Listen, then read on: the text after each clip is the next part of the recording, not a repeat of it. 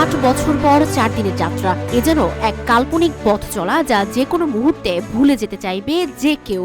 আর এই কাল্পনিক যাত্রার পথিক হচ্ছে বাংলাদেশ ক্রিকেট দল আর পথ চ্যাম্পিয়ন্স ট্রফি।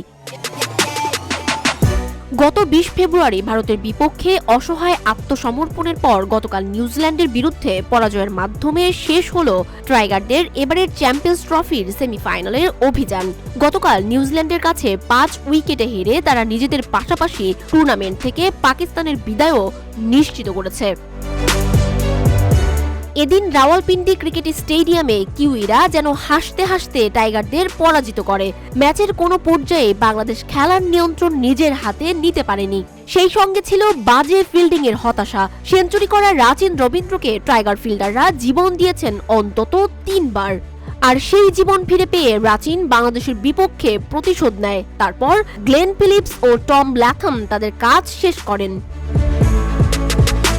হারের পর ম্যাচ পরবর্তী সংবাদ সম্মেলনে অধিনায়ক নাজমুল হোসেন শান্ত নিজেদের এলোমেলো ক্রিকেটের কথা তুলে ধরেন। তিনি আক্ষেপ করে বলেন, যদিও আমরা সিরিজ জিতি তবে বেশিরভাগ সময়ই সেটা ঘরের মাঠে হয়। দেশের বাইরে সিরিজ জেতা অনেক কম হয়। আইসিসি ইভেন্টেও একই অবস্থা। একদিন বোলিং ভালো হয় না, অন্যদিন ব্যাটিং খারাপ হয়, আবার অন্যদিন ফিল্ডিং এর যাচ্ছে তাই অবস্থা। সবকিছুই যেন এলোমেলো হয়ে যায়। আমাদের এই অবস্থা থেকে বেরিয়ে আসার উপায় খুঁজতে হবে। ব্যাটিং, বোলিং এবং ফিল্ডিং এ সম্মিলিতভাবে ভালো করার উপায় বের করতে হবে। দলের বোলারদের নিয়ে শান্ত বলেন, বোলিংয়ে আমরা খুব ভালো শুরু করেছিলাম, তবে নিউজিল্যান্ডও পরে ভালো ব্যাটিং করেছে। বোলারদের কাছ থেকে এর চেয়ে ভালো কিছু আশা করা সম্ভব ছিল না। তারা খুব ভালো কাজ করেছে। শেষে দলের ফিল্ডিং নিয়ে শান্ত বলেন, বোলিং ইউনিট হিসেবে আমরা ভালো করলেও ব্যাটিং ও ফিল্ডিং এ আরো উন্নতি করতে হবে। একই ভুল বারবার করছি।